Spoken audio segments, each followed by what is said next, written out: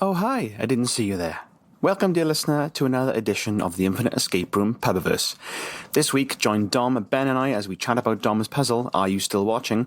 Chat briefly about how Netflix documentaries are a crock of crap, yearn for the days of good VFX in film, try desperately to name a Jason Statham film that Ben has actually seen, and we applaud the benefits of stainless steel and swimming.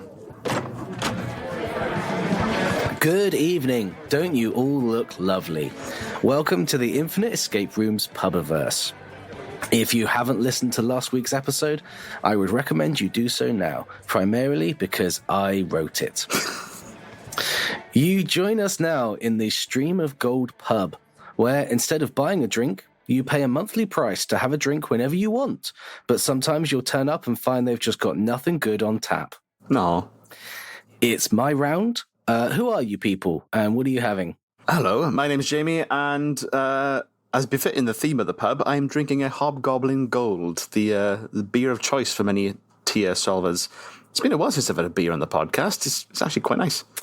Yeah, have you finally run out of mead? Oh, no. I've still got 4 bottles left. But this was a gift from a friend when I went to visit them a few weeks back. So I thought, you know what? Let's change things up a bit. And truth be told, I'm on my second bottle, and there's one in the wings. So, yeah. I was going to ask if it was an early morning and tomorrow. Or... well, the night is young. We'll see. I just don't go to bed and just keep going. It's a school night, but and I'm Ben Levy-Griffiths, and I am completing this week the Holy Trinity, and I am drinking a baby sham. Oh, yeah. Fantastic. I love it. Oh, that's so good. A joke for the consistent listeners. Absolutely. Yeah, if you don't understand, please go back and listen to the last 2 episodes that Ben was on. And how is it? Not bad, which I appreciate might sound not great, but I for some reason thought it was going to be awful. It's quite sweet. But yeah, it's like a little 6% Perry, which is like a pear wine, I think. Pear cider, I think Perry is. Oh, yeah. I think it's only technically cider if it's apple. I think a Perry is when you make exactly. cider. Yeah. Cider is only apple. So it might be I guess like a little pear cider then.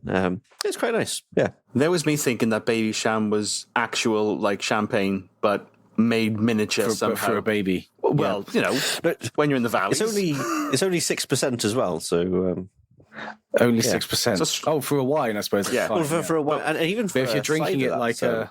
I should probably clarify that when I drink cider, on the rare occasion I do, they're sort of up around about 9%. So 6% isn't too bad. Does it come in one of those big terracotta jugs that you hold up with one side with your straw hat?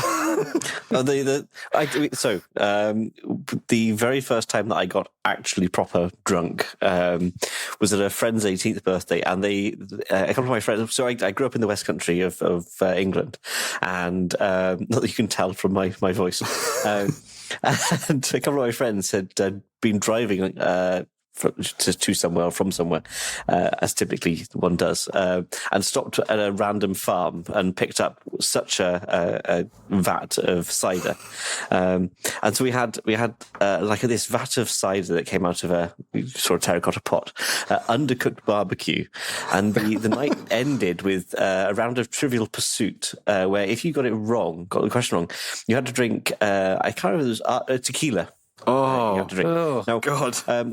You're just asking to throw up. Me and my friend were not well versed in drinking, sort of get drunk and stuff. And so we had no concept of, you only drink like a finger or two. So it was our understanding that every time you got it wrong, you drank whatever was in your glass. Oh, dear. So we consumed a lot of tequila. No.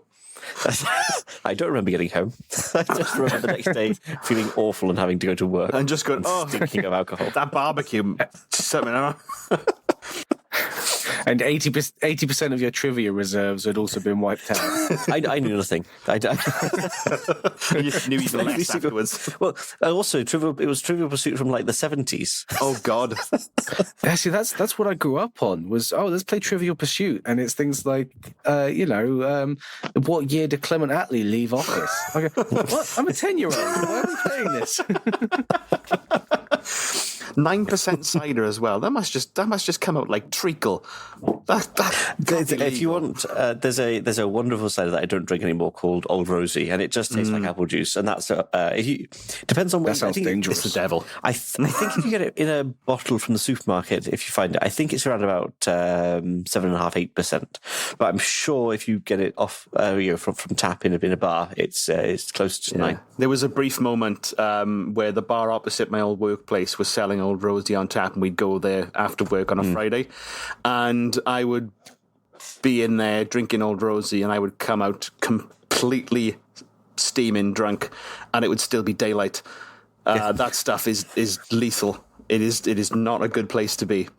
It is literally just like apple juice. You don't even, and it's definitely one of those drinks that you'll quite happily like knock a few back, and then you'll just zip outside or something, and that's when the whole thing hits you. You can go up and down to the bar, you can go off to the toilet and be absolutely fine. It's the context change, I find. It's the same as I can generally get home okay, not feel anything. But if I'm too drunk, the second I'm through my front door, it just suddenly my brain goes, hold on, this is normal land now. Time to pay the bill. And I'm dumb. And I'm drinking an Old Speckled Hen, which is a nice beer. I think I've ever tried it. It's a pale ale from back before pale ales were all the thing. Oh, Is it a pale ale? I thought he was. I'm pretty sure it's a pale ale. I always put it in the same group as like Nuki Brown and stuff. I thought just because it is. Oh yeah, no, it is. It's lovely. Just and it goes down in much the same way as the Boddingtons will. But according to the can, it's a distinctive English pale ale. So it's distinctive in that it's nothing like a pale ale at all. It's distinctive. It's brown. Is that a Brains? Who's the brewery that does it? Because I know that a certain Moreland. Oh, okay. I some Brains pubs in Wales. For anyone that doesn't know, you're in the UK. I don't know whether this happens elsewhere, but you have a free house and I can't know what the other one is. It's just like a brewery, an expensive house, and a free house can serve any beer from any brewery, though typically it's more expensive. Whereas a brewery-owned pub will only have beer from that brewery, and typically, because there's obviously a deal there, the beer will be cheaper. And a lot of pubs in Wales are owned by Brains, which is like one of the big breweries in Wales. And lots of the Brains pubs will have Old Speckled Hen on tap. So hence me thinking that. So this is it's Moreland, and it is English. It's from Suffolk, apparently. Nice. But you saying that's interesting because we've got a Brooklyn brewery near us, as in Brooklyn Lager, and we haven't been in there yet. But I'm interested just to see because as far as I know, Brooklyn only have one product, and that's Brooklyn Lager. But I'd be interested to just go in there and see if all 8 taps are just Brooklyn Lager, because I mean I don't hate it, but I'm just intrigued to see if that's how they do it. So much variety. Yeah. What else is there? Well, we got hats. You can buy a hat. Lemonade in there. So in last week's episode, our puzzlers found themselves trapped in the streaming service Netflix and found themselves charged to help Jason Statham reassemble the title to his most recent film so that they could find the exit, which you did with aplomb and a few seconds to spare. Yeah, was it 14 seconds?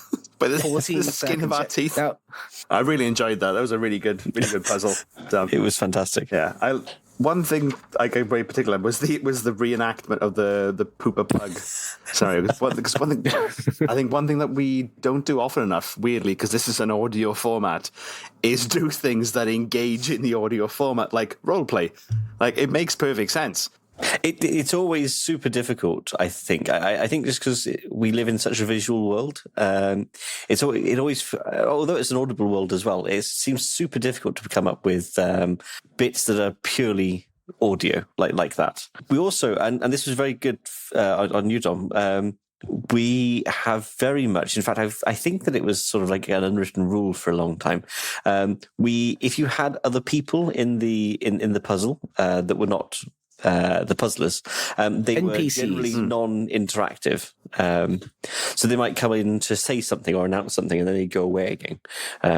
The reason that we did that partially was certainly in the very beginning we weren't very good at doing stuff ad hoc. Maybe our interactions were quite predictable. We didn't go off piece too much, but you did very well to navigate us. Yeah, I think it was nice having characters to interact with. Rather than just the set and the puzzles. I think calling them characters implies even a certain level of depth. That names and voices, I think we can definitely. In fact, no, not all of them had names. Voices, which changed mid-sentence. Poop for Pug, I think, had great motivation, and their arc was incredible. Brought a tear to my eye. Yes, please see the Tear spin-off series coming this autumn. Like a Bagsy the voice of Dad. Yeah, I like the logic puzzle with the suspects was really good as well. I'm normally really bad at those, but like having it there in front with the different visuals really helped as well. So we could sort of almost like draw lines between people. Usually I see those and my eyes just completely glaze over. And also... Yeah, I'm glad you took the lead on that one, Jamie, because once you sort of lined everything up and I was like, yeah, no, actually I'm happy with that. But problem with them is sort of knowing where to start, and actually it's not always knowing where to start. It's just start. That's why you just jab a finger somewhere and go, right, them. Yeah, that's the only way that I know about how to solve them as well. And to be honest, I think I may have given you a disadvantage because I think for a couple of times you were thrown by my wording. I think that's good. For example, with I don't know. I think it should be about the logic more than trying to pass the dialogue. Which one was it? Oh, it's Raquel with neither Sean nor Tad had anything to do with it. And so you said, well, if she's lying, that means it can't be Sean or Tad. And I thought, bollocks. I was thinking about it. I was just like, I don't know how else I could have phrased that. Because I wanted it to seem at least vaguely resembling a sentence rather than just a list of facts. Yeah. I think that was good that it did throw us a little bit because it was one of them, just not the other. And that was the break in the logic. So, yeah, I think that worked well. And yeah, Ben, you nailed that switch puzzle. My brain had just gone, like Magic Roundabout theme tune started playing in my head, trying to figure that out. Any kind of spatial or two steps ahead puzzle, you MVP on that one. That one. Well, I put in our little chat during our break. But yeah, I drew a little matrix A B C D E across the top and A B C D E across the side, and just across the row does it turn on. It wasn't until literally the very end when we were actually saying it that I realised that it was C and D that we needed to switch. That was good. I was trying to see which ones married up nicely. It was blind to me even when I'd written it out. Yeah. I'm glad you did that because what I did was think when we flicked the first switch, Dom, you said that the switch is A, C, and E. And that spells the word ace. And then we flicked switch. Fantastic. And then we did switch B, and it was like the letters B, A, and D. That spells the word bad. I'm on a fucking roll here, guys. And then it was B, C, E, before the common error. Here we go, guys. And then it all... The story is being revealed. It all fell apart after that. And that's when the Magic Roundabout theme tune started playing. I'm glad as well. I think when we tested the theory, we did A, then B. And that was wrong, and everything reset. And that was really nice because otherwise I think that we would have kept flicking, delved deeper into. Okay, so we've got A, and then we've got B, and these are up and these are down, and then okay, so let's layer on E, and we might have got there eventually, but we've taken a really convoluted path. Well, so I did build in a fail-safe for that because that's not fun for anybody. So basically, after you'd flicked two switches, if it wasn't in the right configuration, then it would have reset. Oh, yeah. Yeah, and then... so the actual rule for it was that whichever one you flick, then the switch to the left of that and the switch of but one to the right also flick, but then it loops around the edges. Clever. That's good. I like that. So there was a pattern, but I figured it's the same as the logic thing in that you can just smash your head into it and you probably get there in the same amount of time. I didn't try that, dang it. I'm really glad we figured out the anagram with seconds to spare, because that's my biggest kryptonite in escape rooms is anagrams. So I tried to just give a real range of puzzles so that there'd be at least something you hated. Whatever they're good at, whatever they like. Maybe they hate acting. Let's put some reading in there. Hey, maybe they suck at logic puzzles. There's got to be something in there, because you two are pretty good. And I was like, this is going to be over in 10 minutes. So I mixed it up on purpose. That's good. With the anagram, did you choose the words or the combinations they're in to give us it almost? Because we had pasta, we just had to knock the P off, right? And Asta is the middle of bastard, and then the unch in dunch is basically most of puncher. Yes, yeah, I did. I tried to make it. So your brain would make that leap from dunch to punch and that sort of thing. But at the same time, I made it into recognizable words rather than just a jumble, because that I find makes it harder to think of anything other than those words. No, exactly. And it was exactly that reasoning that made me really wonder whether it could be punch. Yeah. Because you'd just be taking the D off of dunch and putting the P on it. And I was like... Seems too convenient. It seems way too convenient. Am I seeing unch and then, just trying to make words from that? So yeah, it was very devilish, that. Oh, thank you. It was technically flexible. So you got Bastard Puncher, which was the correct answer, like the real one. I also would have accepted Puncher Bastard, Bastard a Punch, and Punch Bastarder. Like it's a sequel. Punch Bastard 2, Punch Bastarder. I mean, they're all valid titles. They all sound really good. Exactly. Yeah. I mean, it's a quadrilogy. Yeah. I mean, Bastard Puncher sounds like Jason Statham, fighting Nazis. Great. Punch Bastard just sounds like a documentary about old 1890s puppetry with Punch and Judy shows. But they're all Cockney. Oh, yeah, they're always Cockney. So Pooper Pug is Peppa Pig. But the other ones the other things you put into that Netflix selection, were they based on real things, or were they complete fabrication? No, they're all based on things I hate or see too much of. So I won't eat Peppa Pig or have seen too much of Peppa Pig.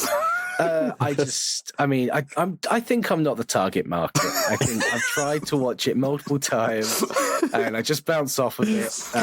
I hear if you get past season 2, it really picks up after that.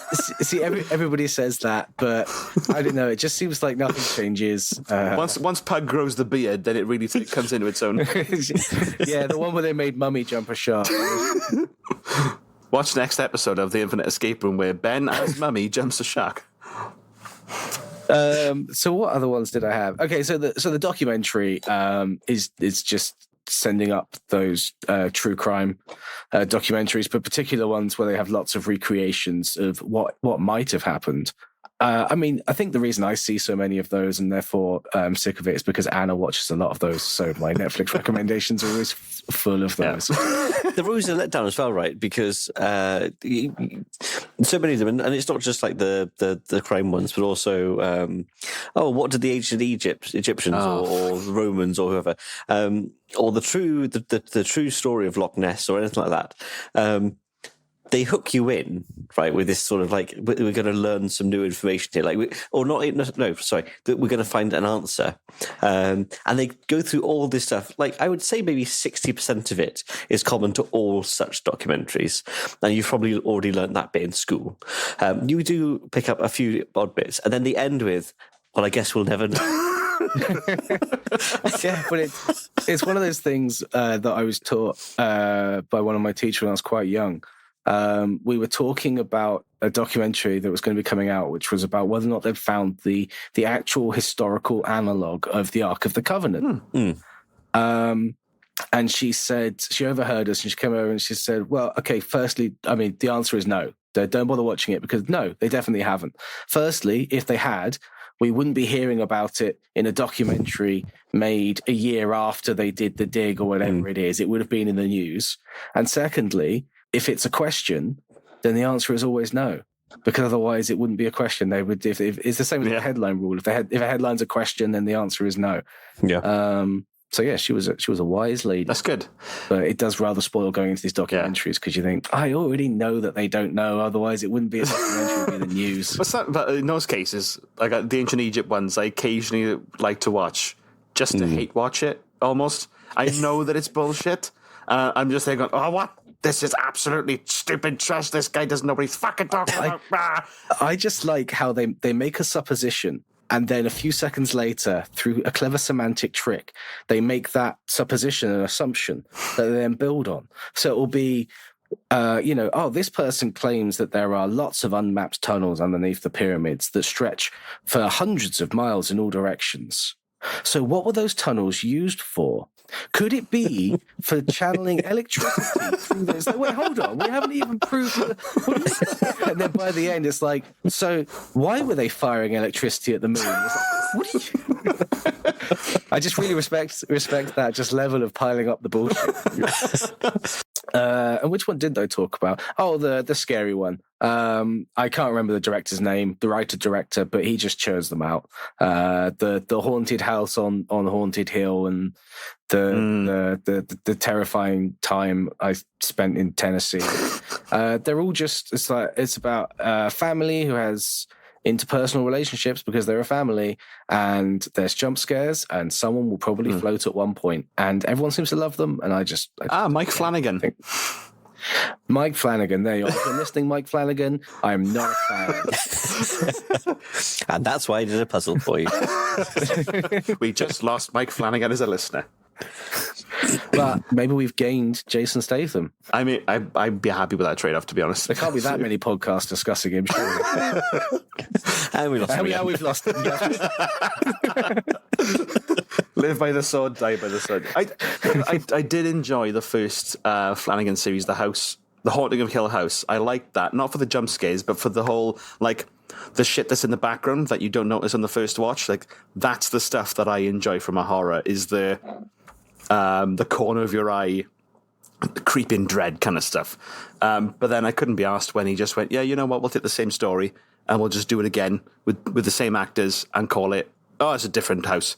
These are different people. Like, oh, is that the one that it was the same cast each time, and but it was like a different story for each season? Yeah, he just changed. Or was that American Horror Story? I think they did the same. Oh, they did the same thing, did they? That's what I mean. It's not a dry market when it comes to yeah. Just zooming out a little bit and speaking a bit more generally, I found that when you look at some of the older movies from or sort of certainly the 80s and before, maybe verging into the 90s, actually they were really good. You can tell that things are puppets, but they're real, right? And they really interact with the actors on screen. And then we got CGI, and it was shit. I have no idea why anyone thought it would be a good idea to use, for the most part. And it's getting a lot better, right? Today, things blend in a lot better, and actors are more well-versed with working with it, and so it looks better. But I just don't understand why we tolerated that middle bit. Because it was new and shiny. Rubbish. But it looked amazing at the time. Like, I remember when I saw, when I was a kid and they first started integrating CG into cartoons, you look at it now and you go, oh, you've got that lovely hand-drawn animation, and you've got that horrible flat thing moving without enough motion blur. But at the time, I was blown away. I was like, "This is amazing! It's virtual reality. I think we're living in cyberspace." I think where maybe I flitted between, oh, here's a new thing, and then went back to my VHS and watched the old thing. I was too frequently comparing what was coming out today, which was really cool in itself, and then you'd go back like 5-10 years and go, oh yeah, but the puppets are actually better. Well, the perfect case study for that is Farscape. I recently watched a retrospective documentary about Farscape because I guess, there's an audience for everything these days. And it's kind of the perfect case study because for all of the characters and the sets, everything is practical. It was Jim Henson Company did all of the puppets and all of the animatronic face bits for the characters and that sort of thing. And you can tell everything's a puppet, but it's speaking like a person, it's moving like a person, and it's actually there. So your brain tells you this is a character, this is a creature.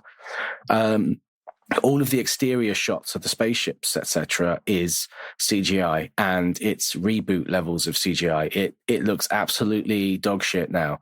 So I think that's the perfect museum piece for that time, and it just shows how good puppeteering, still is, and just how much you don't need the CGI whatsoever. I mean, some of the best space scenes are, in my opinion, are Space Odyssey, and that's just like Star Wars but better lit. Old Star Wars, of course, good Star Wars when they use models. Before Lucas got the CG money, and he's like, let's make everything a green screen. Yeah, it turns out he wasn't a genius. He was just a make-doer who got lucky one time. That. Yeah, those early days of CG, I wonder how much of it is like our brains at the time filling in the blanks. That suspension of disbelief. Because I remember watching like cutscenes in video games from like the PlayStation 1 going, wow, the graphics in these are amazing. Like, this is like so fluid. And you look at, like, this is fucking trash. Like, they made of triangles. Like, but at the time, as a kid, I fully remember that being an actual, like a live action scene. So growing up, we were always maybe a console behind, or certainly we got it months and months, maybe years after everyone else. And even sort of as an adult, I've never had like the most powerful PC. I'm not massively into PC gaming. And Alan especially will get a new game and he'll hype it up before it's even come out, because obviously they do all the pre stuff about it, and the physics are going to be amazing and the graphics are going to be fun. You're gonna feel like you're there and stuff. And he hypes up so much. He gets the game and it's fantastic, and he's playing it all the time, and it's like you're actually there. Like, it's like the screen doesn't exist. And I look at it from this, like, I'm expecting it to be like, so immersive, and it isn't. It's very much what you bring in with you, I suppose, isn't it? I think so. What you take away with you, one of the two. But yeah, no, I definitely agree. I mean, I've been able to go back to games like Medieval on the PS1. Oh, nice. I replayed not too long ago, and it was a weird cognitive split in that I simultaneously saw it as looking absolutely amazing because of nostalgia and the fact that it plays very well and is themed very well. It's got a real good mood to it and consistent styling. And the other half of my brain telling me, this looks terrible. This looks like South Park.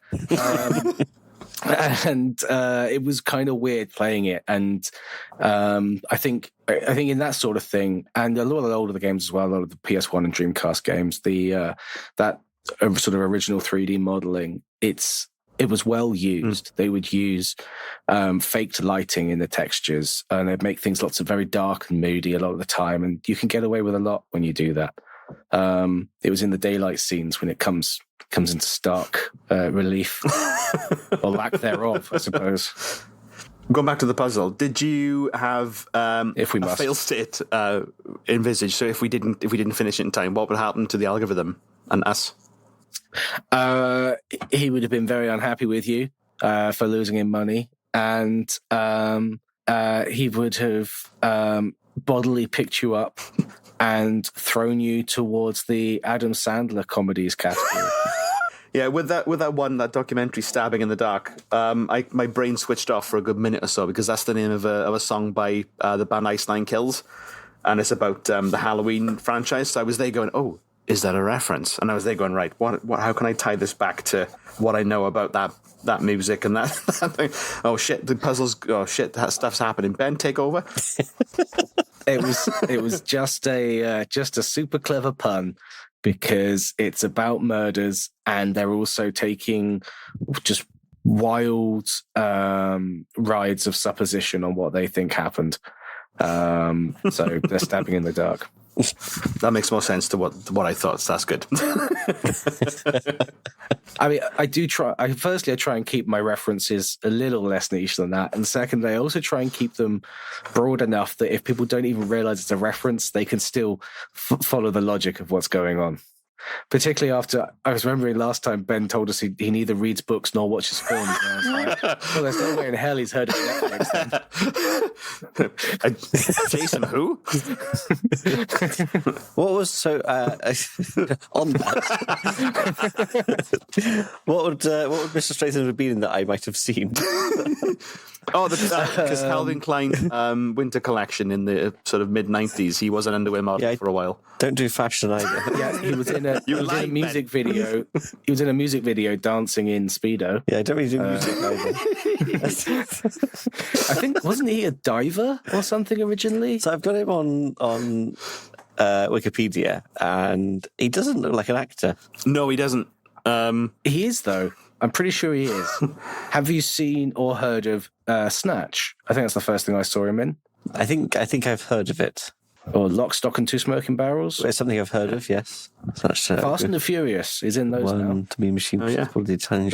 Any film that needs a bald Cockney gangster, guaranteed Jason Statham's in it. Is he actually Cockney? He's probably nice. I mean, I know his accent is. He's from Derbyshire. So not really. He's just putting it on the fake fuck. He must have grown up in London to have that accent, surely. So I've gone through his filmography on Wikipedia, and the only thing that I've seen that he was in was Romeo and Juliet.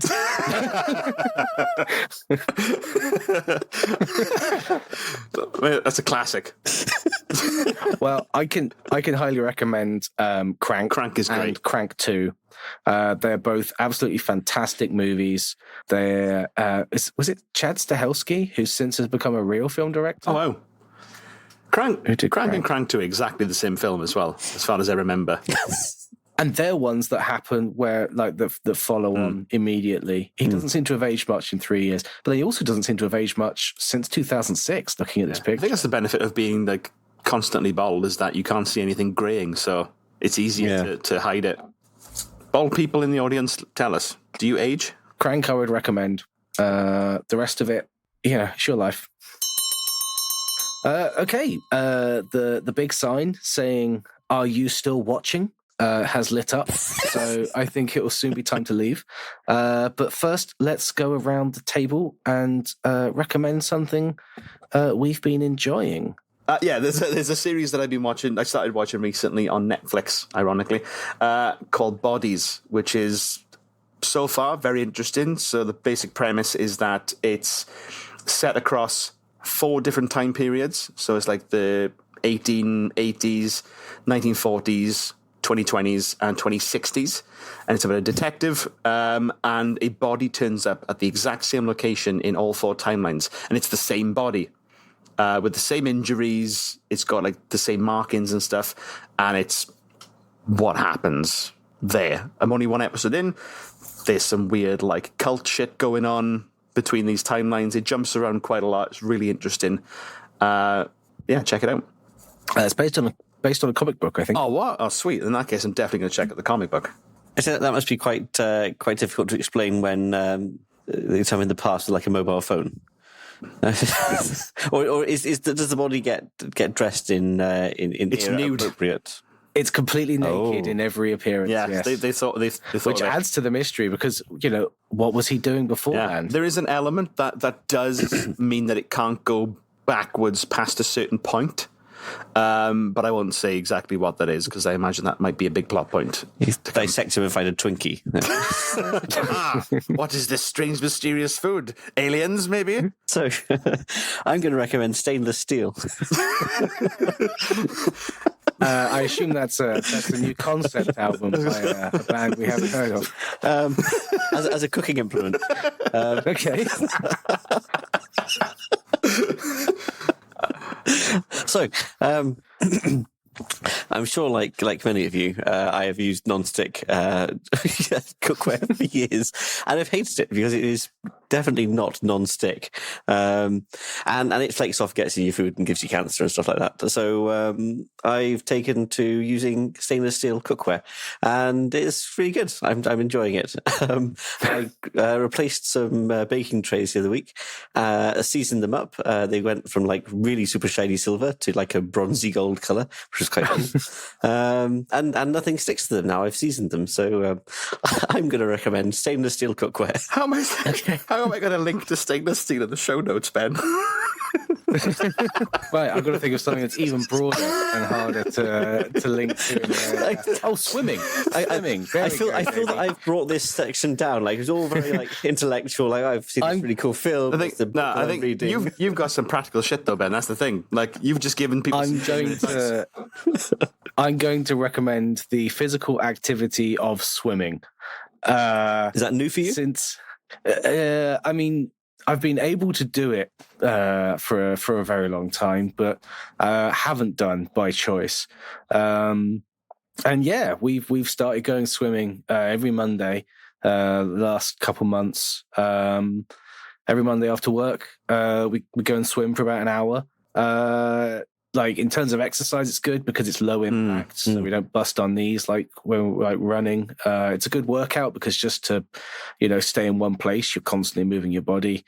It's nice and chilled. We go at a time when there's no lifeguard, so you don't have a timed thing, and also no lifeguard means no children allowed, so there's not much splashing.